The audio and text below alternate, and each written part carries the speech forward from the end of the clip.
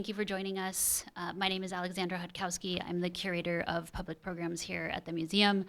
And I've had the pleasure of organizing a suite of talks, workshops, and performances in conjunction with the Making Home Smithsonian Design Triennial. You're at the Saturday series. This is session 2, so if you heard some of this already, forgive me. I might be repeating myself about the exhibition and why we're here. But if not, the exhibition features 25 site-specific, newly commissioned installations exploring design's role in shaping the physical and emotional realities of home across the United States, US territories, and tribal nations.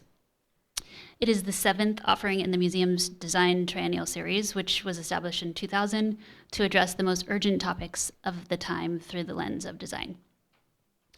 This is the second of 4 Saturday series for the exhibition. The next one's at the end of April. I hope you can join us. And the exhibition is up through August.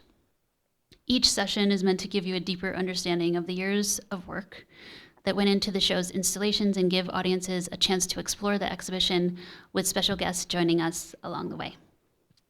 Through a look at 2 of the Triennial's commissions today, we've uncovered some of the many systems, that's the broad theme, informing and shaping our home experience. So for the second session now, we're joined by Daniel Chu, Ten Isu, and Tin Nguyen from CFGNY, which is Concept Foreign Garments New York, an artist collective established in New York in 2016. They'll lead us through a closer look at Contrast Form Gestalt, which is the title of their triennial commission, which recontextualizes the Carnegie Mansion's Teak room with contemporary construction materials. As many of you have noticed, each installation in the exhibition responds to the Carnegie Mansion, which is Cooper Hewitt's home. CFGNY has responded to the Teak room, as mentioned. The Teak room is a favorite among many museum visitors here.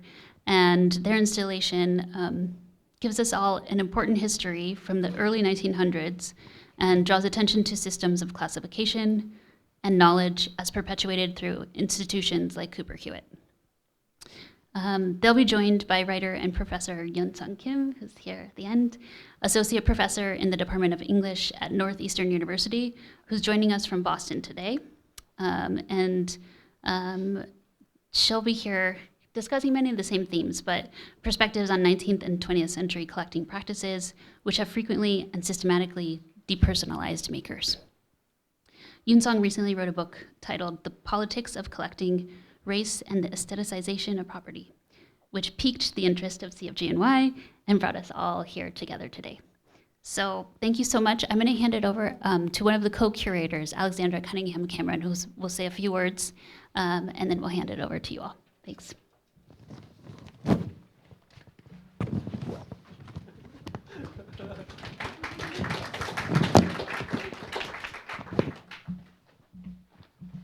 Thanks for that, Alexandra. Welcome, everyone. Welcome, y'all. I wanted to say a few words, maybe just informally, to contextualize this project and the triennial more broadly.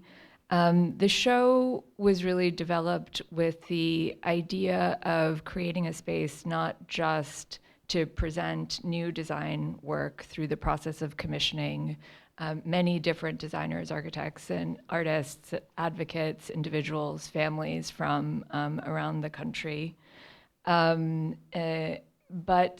also to tell stories about design in addition to presenting new design and architecture work. And the role of multidisciplinary practices, the role of artists in that was really critical to making the show develop in the way that it did. And in some cases, those practices took a leap of faith in presenting in what seems like more of a formal design context in the National Design Museum. And in the end, I think we're all quite privileged to be able to really get behind the design.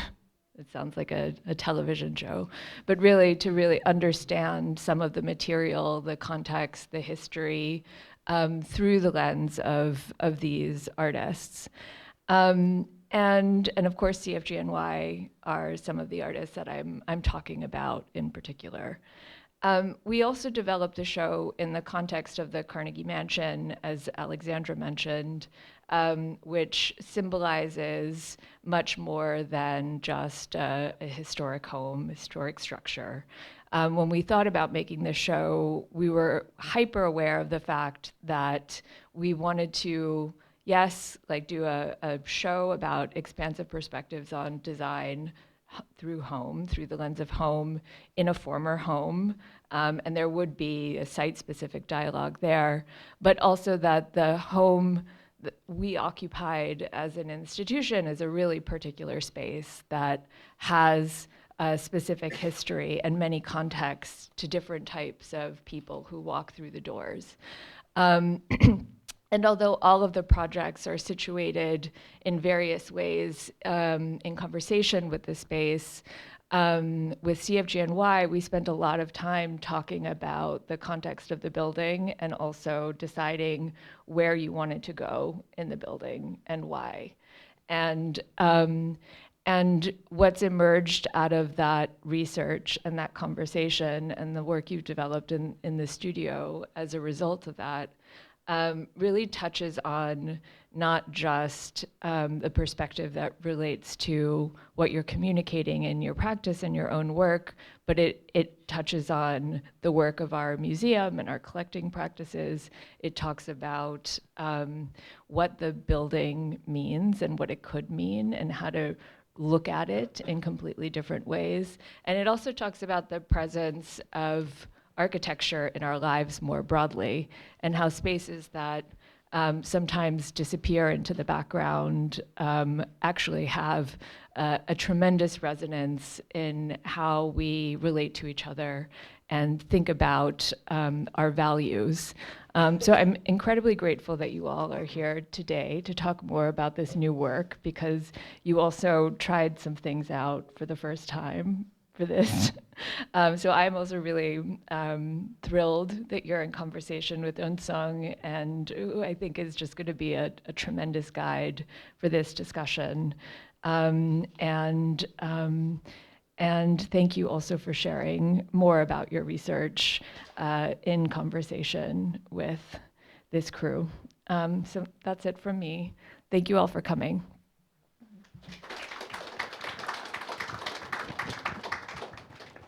Yeah, thank you, Alexandra, for that amazing introduction. We'll probably repeat ourselves a little bit in our presentation, but that is okay. So yeah, I'm Daniel Chu. I'm Ten Izu.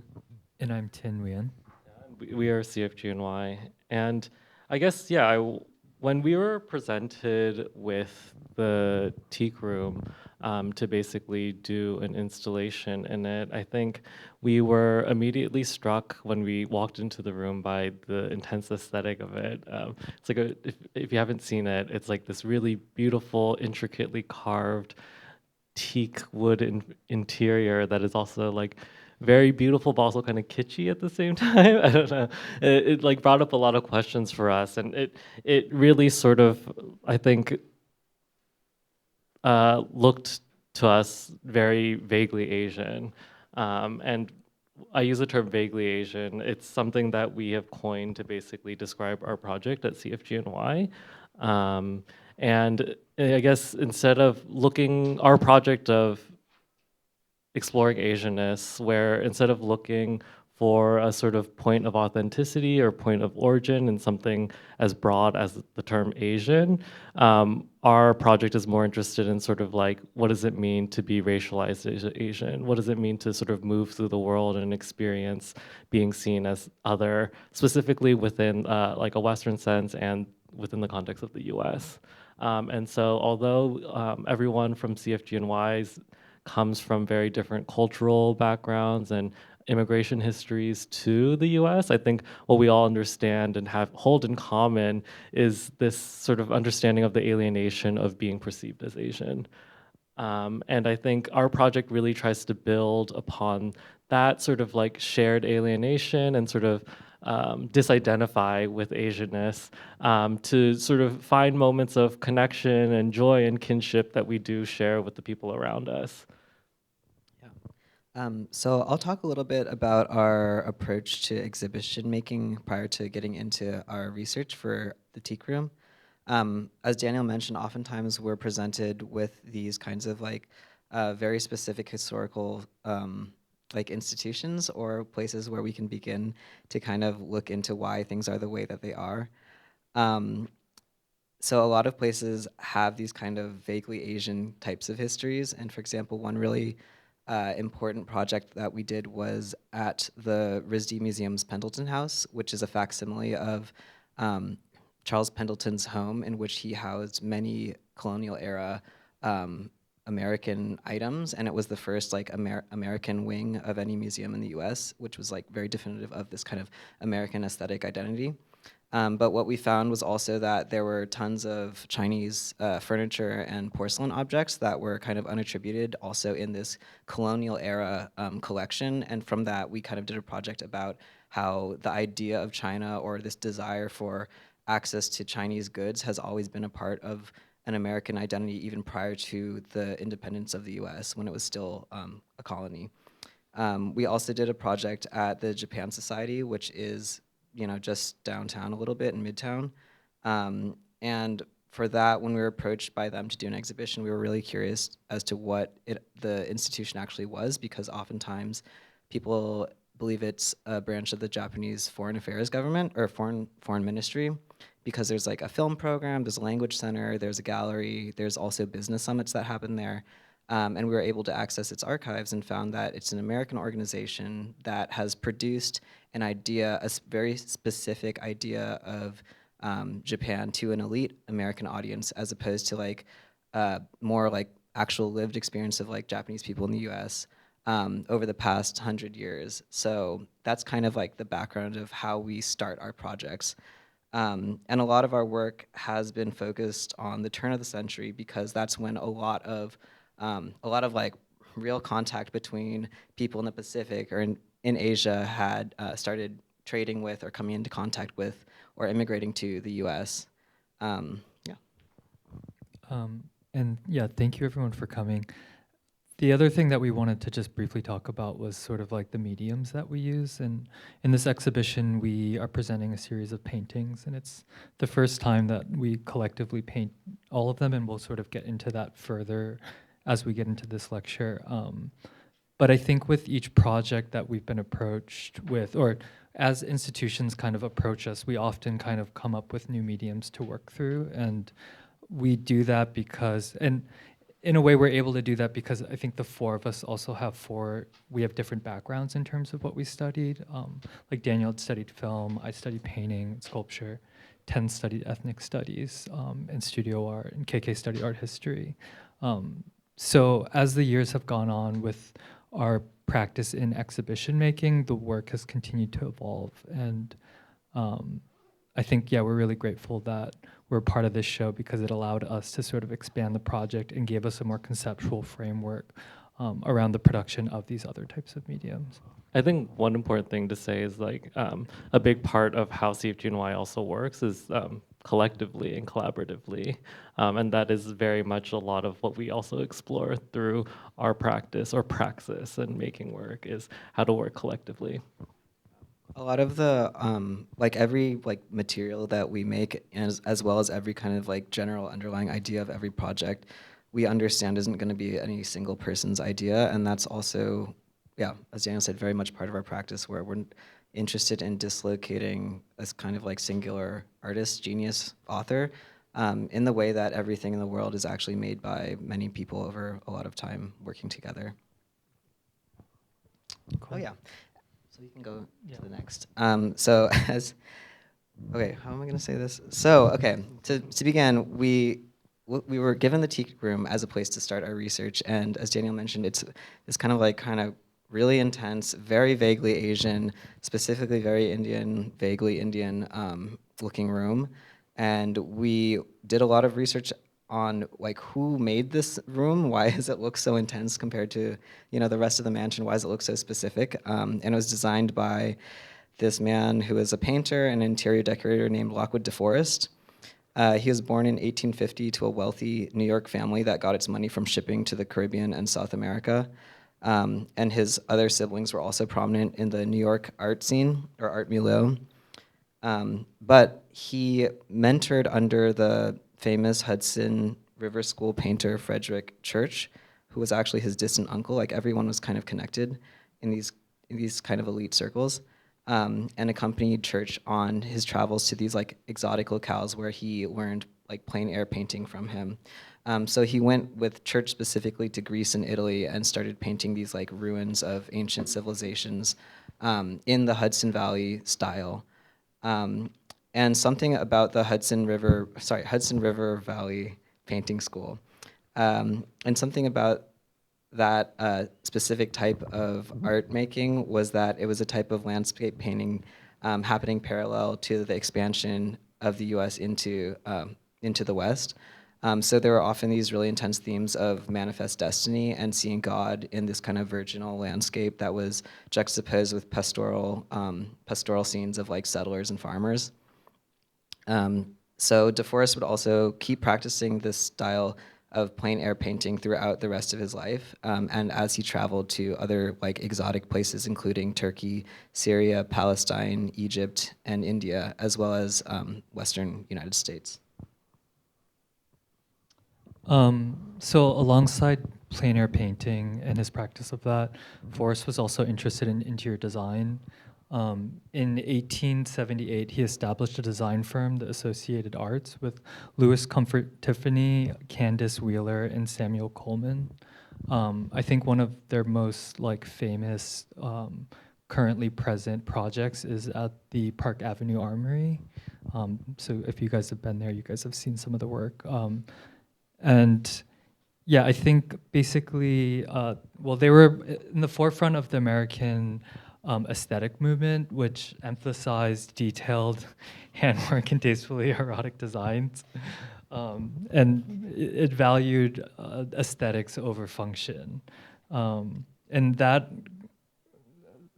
ironically was a reaction to industrialization, which was the loss of craft, where there was a loss of craft within design, and that was perpetrated by colonialism. In 1879, he went to India on a honeymoon, and he was instructed by Louis Comfort Tiffany to look for beautiful Indian goods. And at the time he was so he bought things like jewelry. So the Metropolitan Museum of Art, the collection of jewelry that is there was donated by him.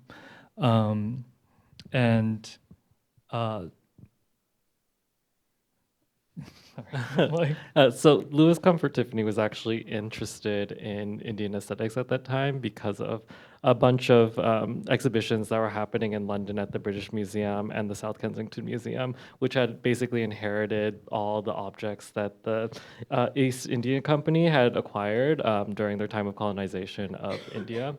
And basically there was like a renewed interest in Indian aesthetics because basically India was actually becoming formally incorporated under the crown of the Empire of the UK, which sort of sparked interest in London and also the US in Indian aesthetics.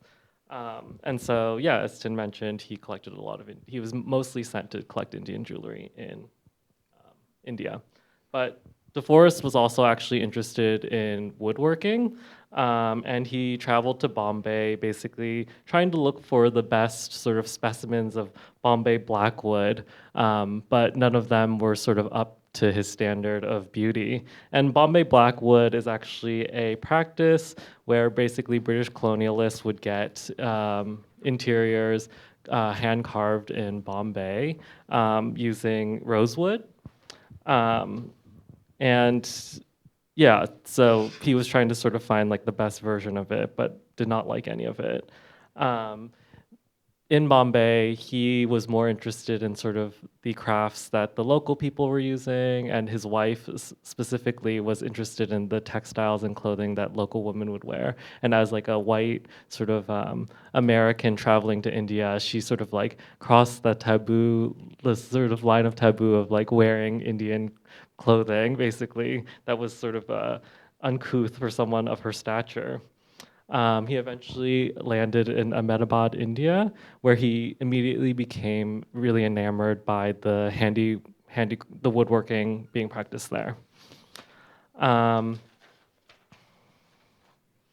he was actually able to join J.F. Fernandez, a colonial government functionary, on a census trip through the town of Ahmedabad, and was given basically a really intense architectural tour of the city. And he had access to spaces like People's homes. houses.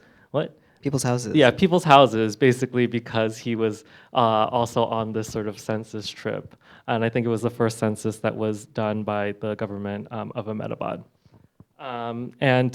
Through J.F. Fernandez, he was also introduced to a Indian businessman and philanthropist who came from a very prominent family in Ahmedabad. His name is Mugad. I'm probably mispronouncing this, but Magan Hai Huthi Singh.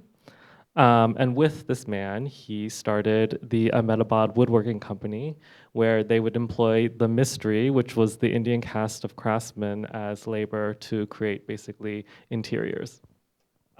The designs that Lockwood DeForest would get recreated for his interiors came from architectural details from the city, whose sources range from Jain temples, mosques, tombs, and the domestic architecture that he saw.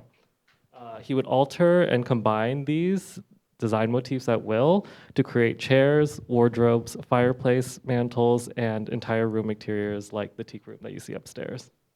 And because he wasn't in India, he eventually came back to New York. How he would work with this woodworking company was that he would send dimensions to these wood carving artisans, and the company would basically fulfill sort of template styles ordered specifically to clients' requests. Another thing that was sort of happening, or another thing that was happening during that time too, was in India, because of the British, that Western style of schooling was being introduced. So like before that point, you didn't decide to be an artist and you were actually born into a caste system, and you were a craftsman or at the time. So part of why Lockwood set up this woodworking company was that he wanted to preserve the handcraft of the Indian teak wood. So here are some of the examples of the like American style furniture that DeForest and Huthi Singh's company made for export to the U.S. and to Britain. And as you can see, there are like motifs that are like included on the sides of these furnitures or on like parts of walls that are directly taken from places like tombs or mosques or like any random person's home in Ahmedabad and ended up on a chair side for people like Carnegie or Mark Twain. And this is actually a house, I can't remember the address. Yeah, somewhere on East 10th Street. That's actually an NYU-owned building now. That was his studio and showroom. And the exterior is still this really intense teak wood kind of ornamentation. And this is an image of the teak room upstairs where our exhibition is, our installation. And so for our commission for this triennial, we wanted to comment on all three of these aspects of DeForest's biography, such as painting, the Ahmedabad Woodworking Company, and his practice of object collecting. So the first question we wanted to pose was, what does it mean for DeForest to have his gaze trained by the Hudson River School, which I mentioned before, like has this very manifest destiny kind of like impetus to it. And also, what does it mean when he uses that gaze to look at a place like India, like Italy, Greece, Syria, Egypt, California, etc.? So this was, as Tin talked about before, we use whatever kind of medium makes the most sense to us. And because we all have different backgrounds artistically, we're able to teach each other if a certain medium is not familiar to the rest of us. So this was our first time making paintings. And obviously it's really interesting to make paintings collaboratively because so much of painting is, the single author's like hand in the brush making these marks, as well as a single person's vision, which was like DeForest's vision of a landscape. So for these, we collaged together a bunch of disparate DeForest landscapes into single images, and then divvied up that composition into like even parts, and then each of us painted a little part of it. So it'd come together in this like double collage, which actually mirrored the Hudson River Valley School's practice of collaging together these kind of more epic than reality type of landscapes to like really emphasize how amazing the land was. Yeah, that's it. And with those paintings, so each paintings consisted of, I think, like the first slides that we showed you guys of Lockwood DeForest. Those are some of the original paintings that we used as sources. But each painting has like 2 or 3 landscapes, and so there are these make-believe spaces, these spaces that don't exist. And actually, the Hudson River Valley School painting, they painted in that way, that they would make studies, but then they'd go to the studio and they would formulate these sort of landscapes that weren't completely true. And for this exhibition, what we had decided to do was we had covered it in this construction material of 2x4s and plastic, and often we use this material in our work as a way to move a viewer around a space, but also to reflect on the past and create a sort of presence that may have existed at one point. So with this, we're interested in kind of undoing the room or unraveling it in some way. So it appears maybe it's under construction with the material.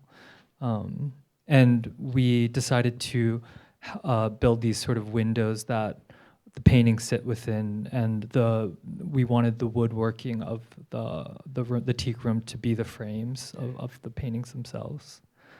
And what was I going to say?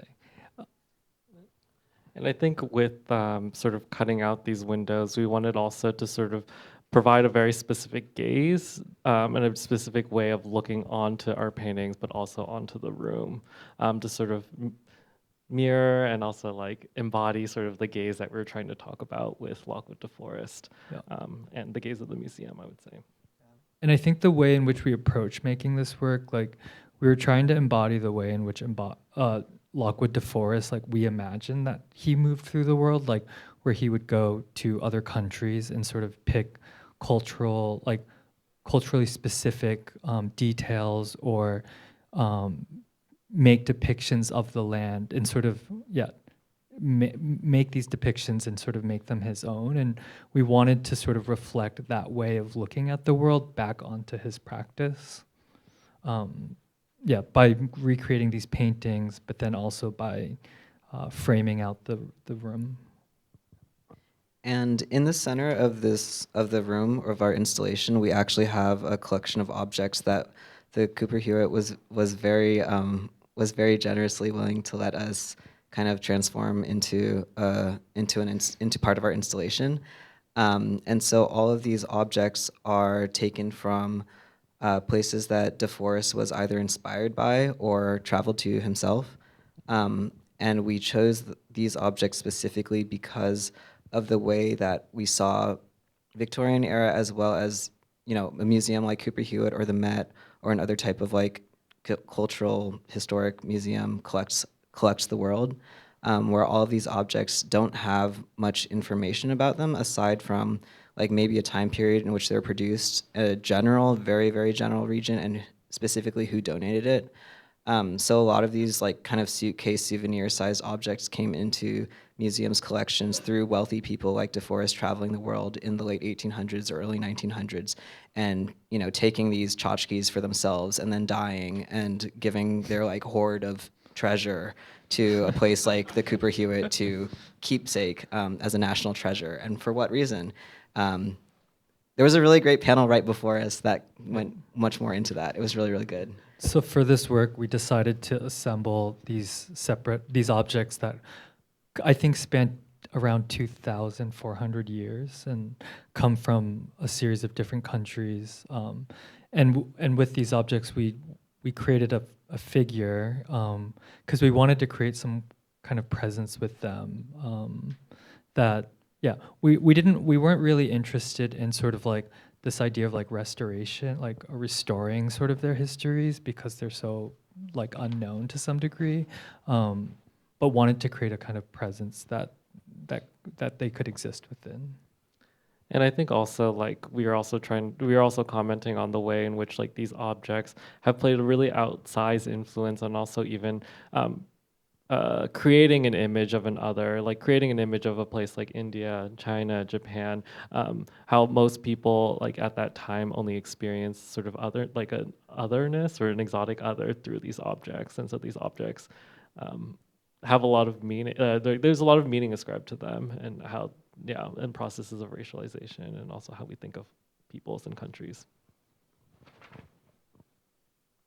Yeah, and that is our presentation on our installation.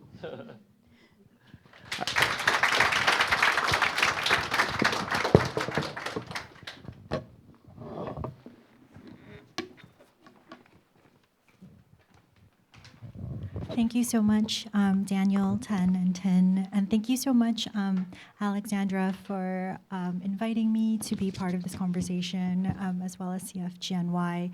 I know like Lily and so many others at the Cooper Hewitt were involved in this invitation and making like so much untold work goes into something like this. So I really appreciate just being here and being in conversation with all of you, especially because I feel like I spent a lot of time researching Carnegie, but through perhaps like the prehistory, like before the building of the mansion, particularly thinking about the Carnegie Steel Company. So it was a fascinating sort of, it was fascinating to sort of engage with your material history of the Teak room, but also to like resituate or rethink about the research that I've been doing by thinking about the presence of this mansion.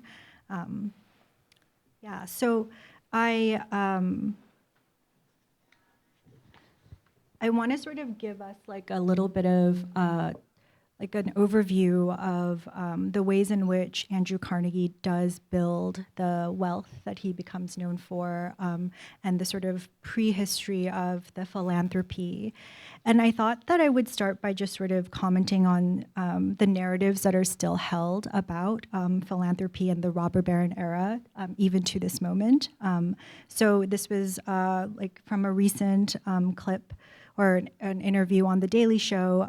Brooke Harrington, a professor of economic sociology at Dartmouth, distinguishes, or she makes a distinction between the broligarchs, which are supposed to be the technocrats of the present, from the oligarchs, the Carnegies, the Rockefellers, by saying that the oligarchs didn't have a political project, that they, in her words, just wanted to get rich and stuck to their business, versus the broligarchs have an explicit political agenda, is essentially anti-democratic, so forth.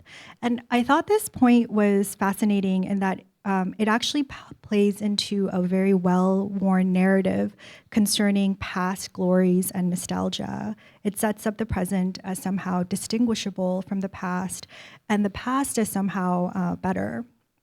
In an attempt to critique billionaires of the present, I've heard commenters such as Harrington remark on how the robber barons were motivated to care for society through things like the sort of library system that Carnegie's known for, or museums, that these symbols, these cultural symbols, are proof of their care for a society that the broligarchs do not have.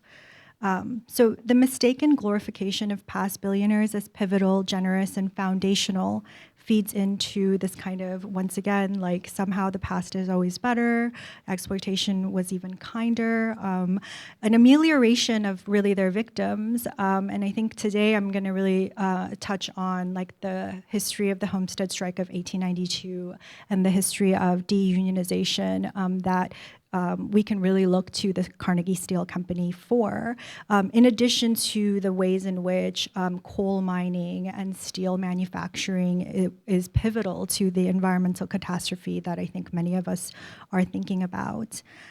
Furthermore, I feel like this is so obvious, it doesn't really have to be said, but like the billionaires of the present couldn't exist without the billionaires of the past. Like this is actually reflective also in the political projects executed by Frick and Carnegie through the likes of their lawyer, Philander Knox, who goes on to become Attorney General under President McKinley under their explicit request. So Carnegie and Frick write to President McKinley and asks if their lawyer, the lawyer for Carnegie Steel Company, could be the Attorney General. And so he becomes Attorney General, and then afterwards he becomes Secretary of State under Taft. So I mean, like, I have like 5 million of these like anecdotes or like references. But this is to say like the political project of like just getting rich. I mean, I think that that onto itself is something that we can very much interrogate.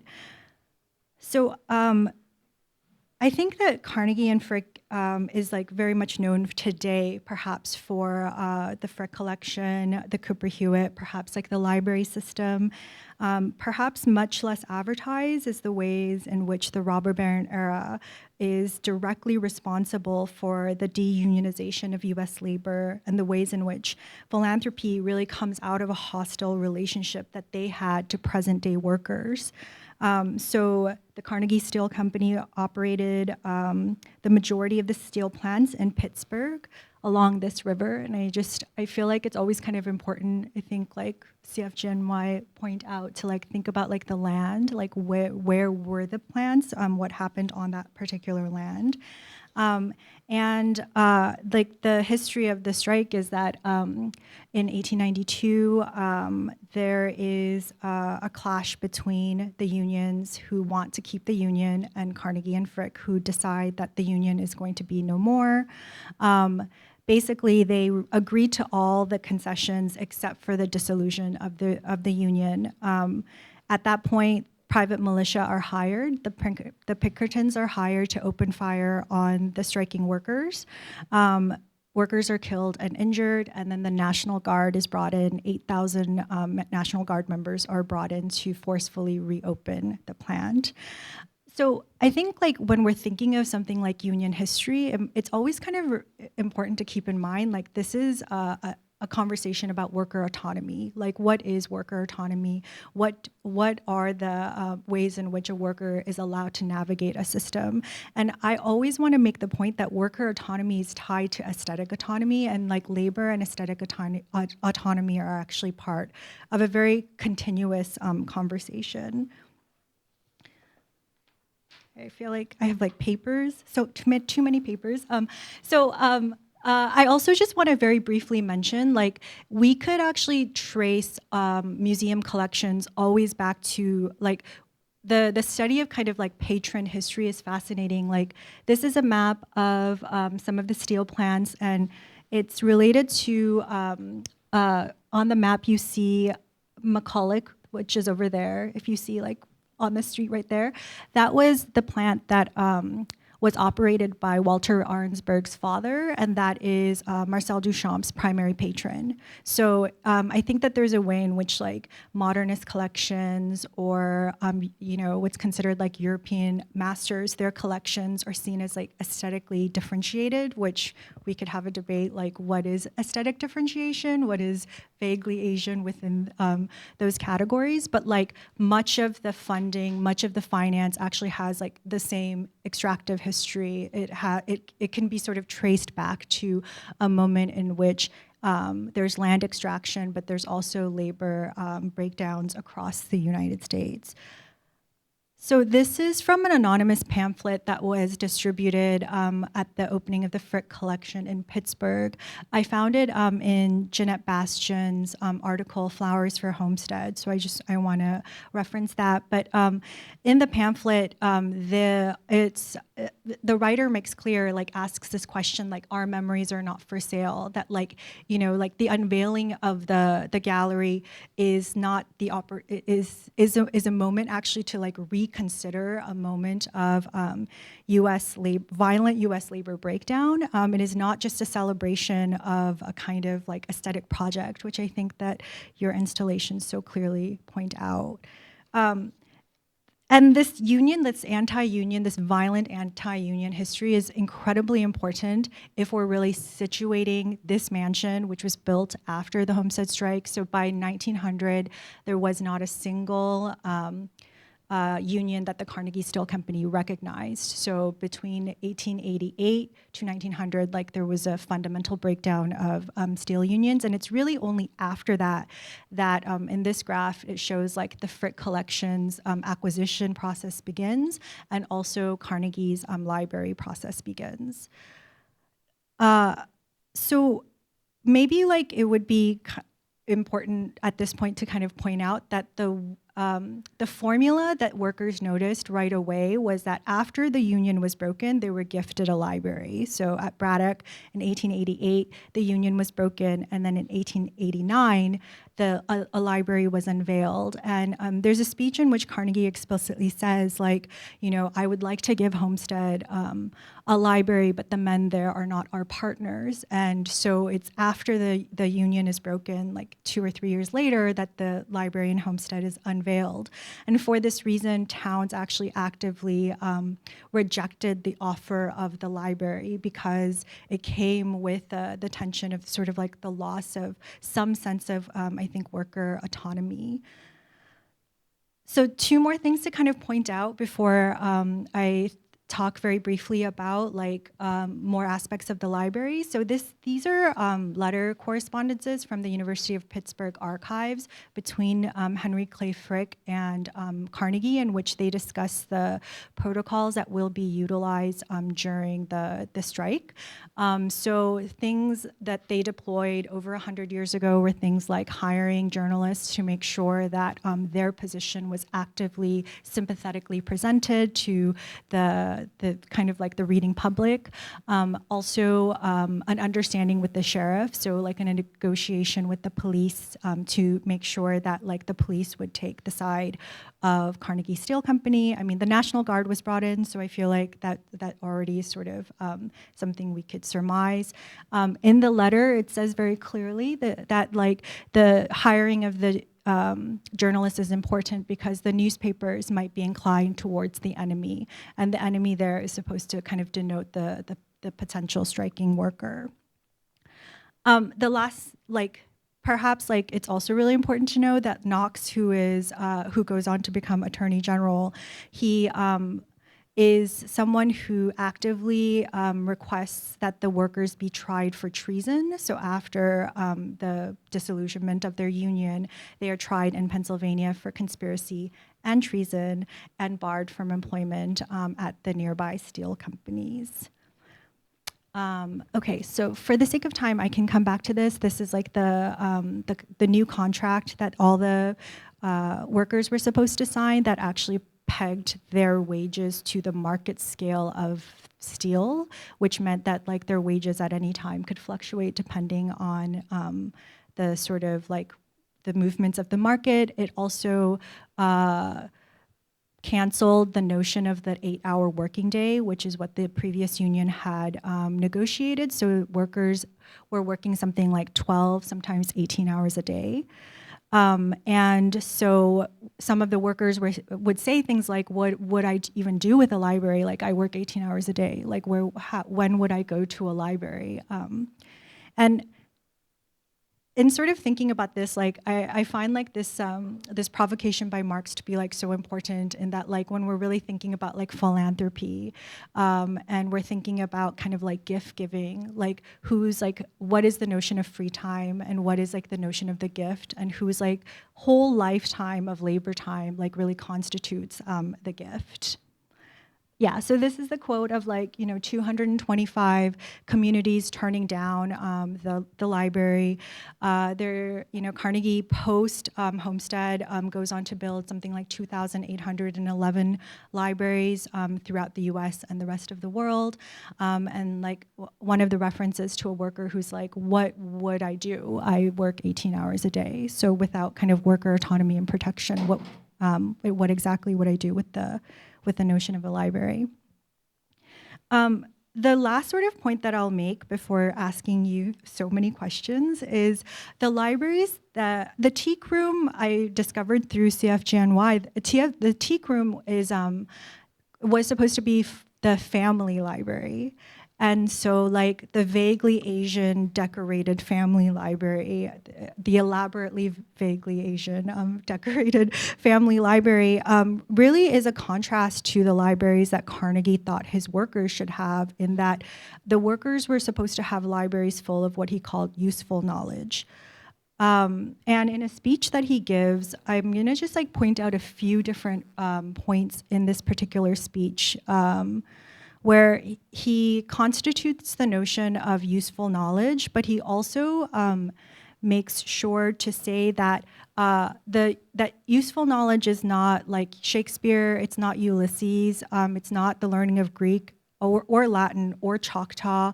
It's like stenography and telegraphy, and he has a very narrow list of what he thinks should be useful knowledge, which I guess is not the various projects he was involved in, which is at the time he was trying to write a novel himself. And like you mentioned, he's friends with Mark Twain, and he's also has a pretty consistent relationship with Herbert Spencer, who thought that the poor shouldn't even have laws. So there's a way in which he has an access to an abundance of knowledge, and the various the imagination that he has for who the worker is, but also what they should know, is fairly limited. And so this connection from aesthetic to labor economy, you can sort of see it again and again.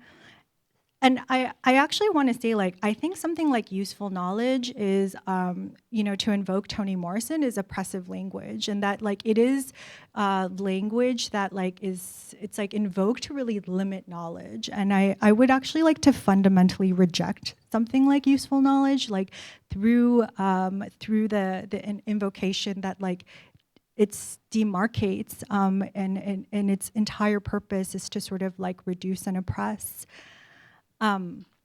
For fun, I thought I should also show you that in the late 19th century, he also was wondering if one day we would all just become machines, or would we be replaced by machines. And I think in 2025, every other speech is about AI or inevitability of automation. But I think we've been having this conversation for a very long time, and maybe we'll just continue to have this conversation for a very long time. Yeah, so this slide, I'm sort of just thinking about, I will just read part of this quote at the very end. So we have begun to realize that a knowledge of chemistry, for instance, is worth more than a knowledge of all dead languages. A knowledge of mechanics, more useful than all classical learning. What is a young man to do who knows Greek with a young man who knows stenography or telegraphy? And then at the top he says, on the contrary, what they have obtained has served to imbue them with false ideas and to give them a distaste for practical life. And that's fascinating, because it's clearly not the life he's living. So how do you get someone to live a life you're not living? I think you took us through such the intricate protocols for even making one room, and what is this notion of enforcing tastes for practical life, and what are the kind of procedures of this? I'm just gonna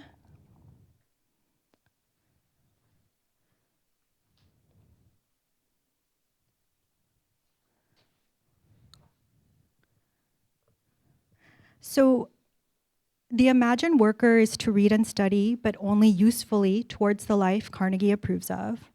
The imagined worker isn't to lust after Greek, Latin, Choctaw, which is a tribal nation full of people, Also, like the linkage between like language and disobedience is so fascinating, but is also like, you know, the imagined workers to want stenography or telegraphy. Carnegie pits one set as useful and like something like stenography versus not useful. One might surmise that Carnegie selected Greek and Latin because he assumed that they might be dead languages and thus most illustrative of his point. We could also today note that like something like telegraphy are dead technologies. What use is it for workers then to learn technologies that will soon be made obsolete? Do dead technologies carry meaning the way we know dead languages do? And I want to thank my colleague Sebastian Stockman for sort of prompting this point. As in, if both will be pronounced dead by some future, why threaten and pursue workers towards one set and not another? How do the learning of soon-to-be dead technologies serve his interests in ways that do not serve theirs? How does the learning of soon-to-be dead technologies become codified as useful, a room of their learning, benevolent goods, while the desires and interests of those receiving them eclipsed? This is what I imagine the imagined worker is supposed to want, right? So, you know, Ta-Nehisi Coates argues that dead stories, and I want to actually add, like, so, like, in addition to sort of Morrison and Coates, that, like, I think that, like, dead technologies serve people whose aim is nothing short of a dead world. And that in this, new stories, as declarative as they always seem, are vital to unmaking of a system that serves the dead. And I think like here, like the invocation of a new story and a new perspective is like something that CFGN offers in like reimagining the Teak room as like a source of something that like we actually need to relook at together.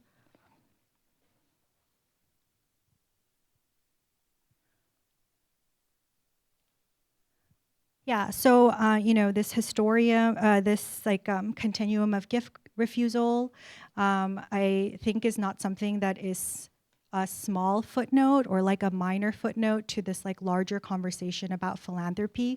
I often wonder if a better way to think about philanthropy or like the notion of a kind of like generous gift for the future is an antagonistic relationship to their present. Right? So like he has an antagonistic relationship to his workers, but we are supposed to be grateful for this in the future. And I actually don't think if you have an antagonistic relationship to the present that you can be generous to the future.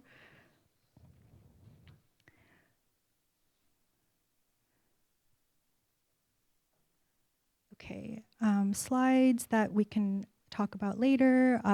Like just to sort of note that like in sort of doing some of this research and thinking about like the steel industry, it's like kind of impossible not to think about coal mining of the present. The steel industry requires like coke, which is made from heating coal. So I think today we understand that like coal mining is something that like is pivotal to environmental degradation, and so the calculations of like the gift or generosity have to be redone if we're really thinking about like we're really thinking about like deep time or earth time.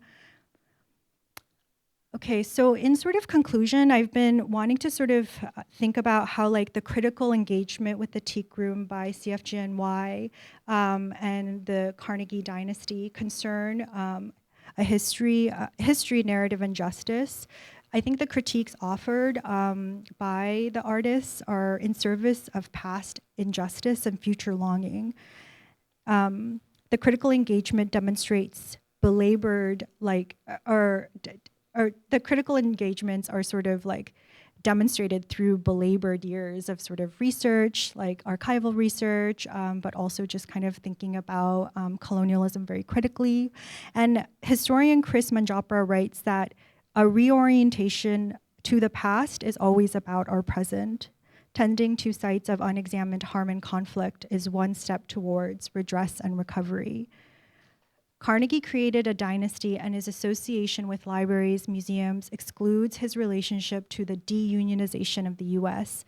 excludes his relationship to environmental degradation, excludes his sponsorship to colonial aesthetics.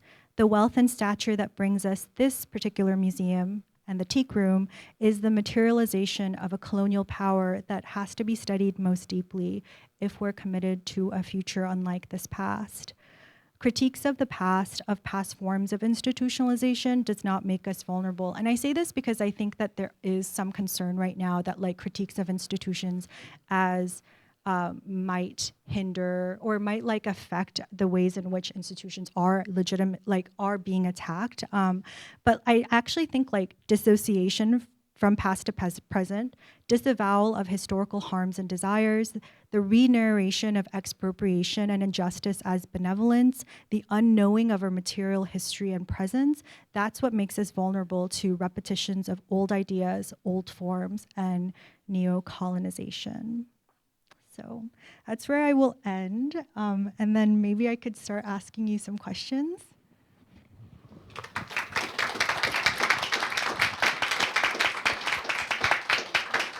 Yeah. Oh, yes, yes, yes.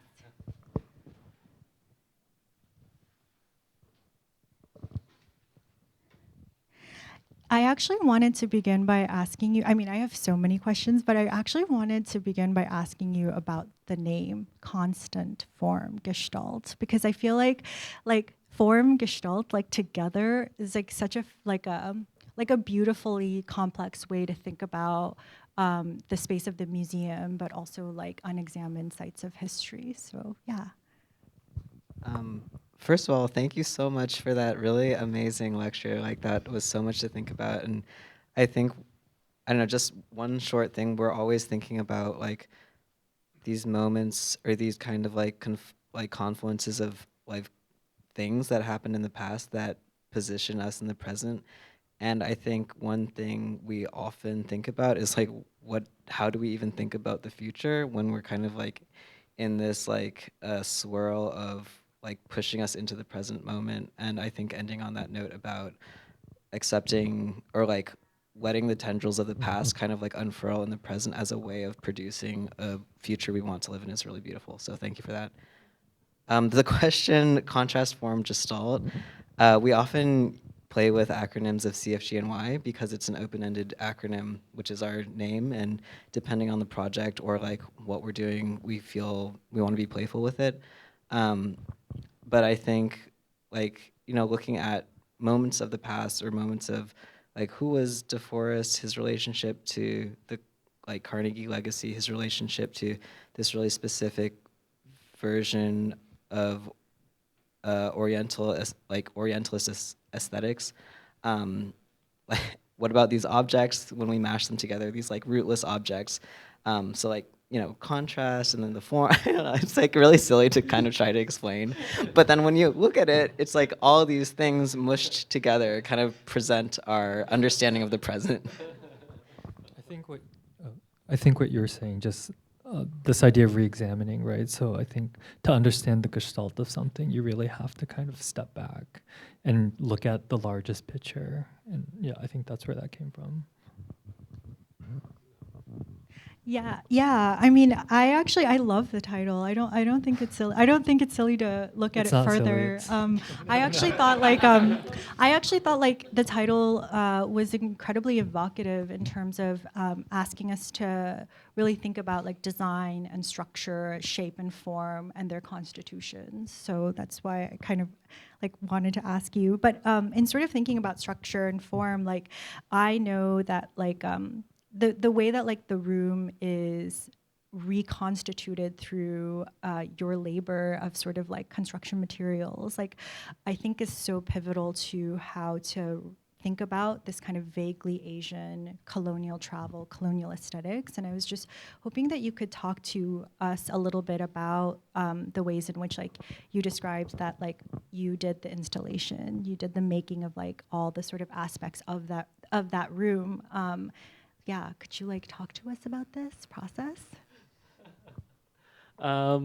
Yeah, so actually we hand constructed everything in that room ourselves, and we actually created like a one-to-one map of the floor space of the room on a piece of paper.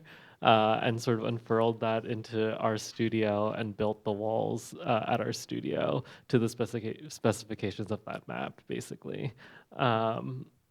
Yeah, and then we had maybe like 4 days to be in the space to basically put it together while we were here. And because it's a historically preserved room, there was a lot of restrictions around how we could work within the space actually. And I think it was an interesting part of the project through the process of like working with the room, coming into sort of like all the restrictions against like what we could and couldn't do. And it really was sort of like this. Like uh, another way that the institution also was like protecting itself and its like history in this really specific way, and it's by putting up all these protocols to how we can even sort of interact with it. And so even if no one was directly saying no to us, like in some sense, like the infrastructure of the room was already saying no to us. All the infrastructure that was built around the room and how to protect it was already saying no to us. And I think just a practical sort of thing in terms of our production. So often when we do these museums commissions, they give us a budget, and a big part of the budget is for production. And I think that we all are working class, and I think have continued to be even in the art world. So I think that's sort of like a need of ours. Like, we end up laboring and producing most all of our work, and that's just where we're at with our practice. But I think when we had spoke about it earlier, it was interesting because Lockwood DeForest, like, he was a designer, and he didn't actually labor, and he didn't make these rooms. He traveled and he collected these objects. So I think for us to sort of critique it was, in line with just actually our position in society as people as well.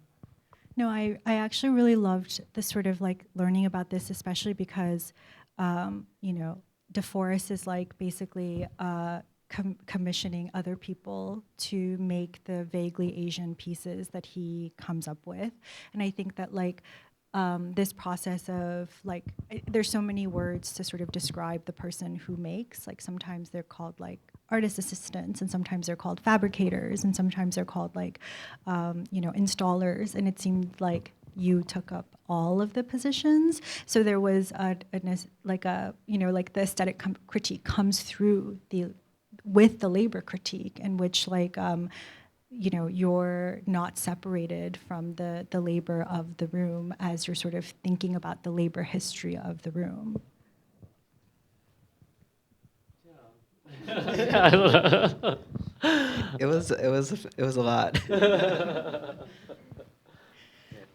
Could you say a little, like, this is a two-part question. I wanted to hear more about the imagined landscapes painting, because when I sort of was first looking through the images before I got to the space, like, I was thinking about like the contrast between like what you're describing, these like objects without provenance, or like decorative arts without provenance, like things taken from all these different places and put together as if they don't have like context and history of their own.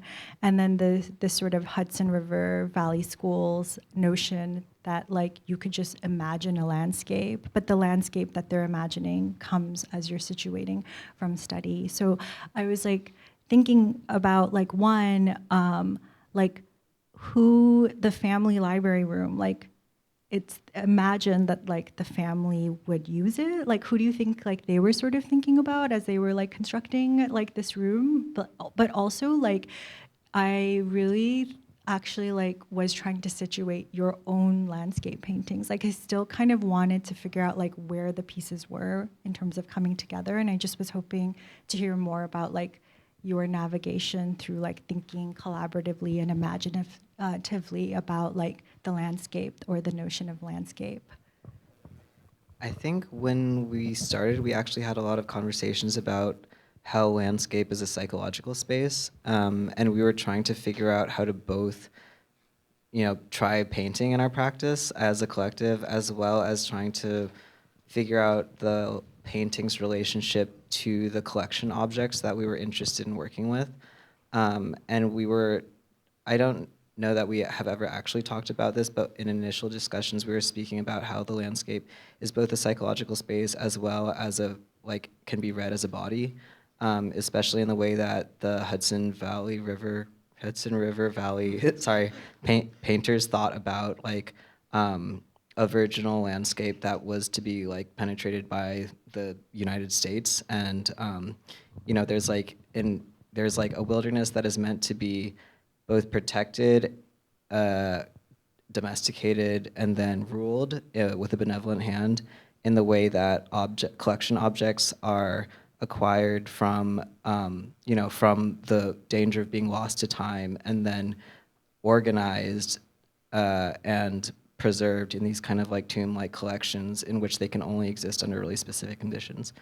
I forgot what I was going to say after that. No, that's so helpful. Yeah. That was, I was just going to say that's it. Yeah.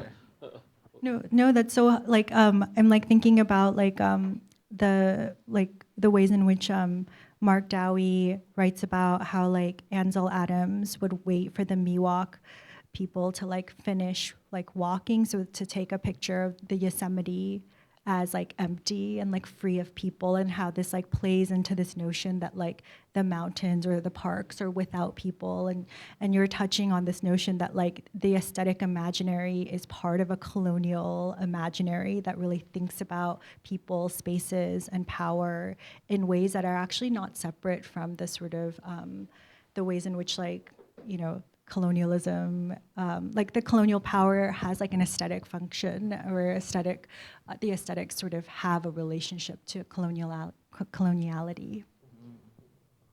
And it was interesting with this project, so that even though the U.S. didn't have a direct colonial relationship to India, that the sort of that sort of knowledge and interest in India as a colonial subject kind of filtered down to the U.S. because we have such a specific relationship to the British. And so, yeah, that was also interesting. I think that was also one of the questions is how do we sort of talk about, the sort of land expansion in the U.S. and how do we relate it to actually what he was also doing in India in some way. And while, not directly colonial, still sort of carried through a lot of these ways of thinking into his work there. So I'm told I have one more question. So even though I have many questions, I'm going to ask what you think is the legacy and lineage of DeForest in contemporary practice, and if you could sort of talk about that. Yes. We always joke about this actually, but I don't. Is it called World? Cost plus world market. Yeah. Cost plus world market. It's the current aesthetic that I think Lockwood DeForest was interested in, and that's sort of what's present in popular culture. That is so amazing. That's so accurate, and also I did not know that would be the answer. Thank you so much. Thank you Daniel. very, very much. Thank you.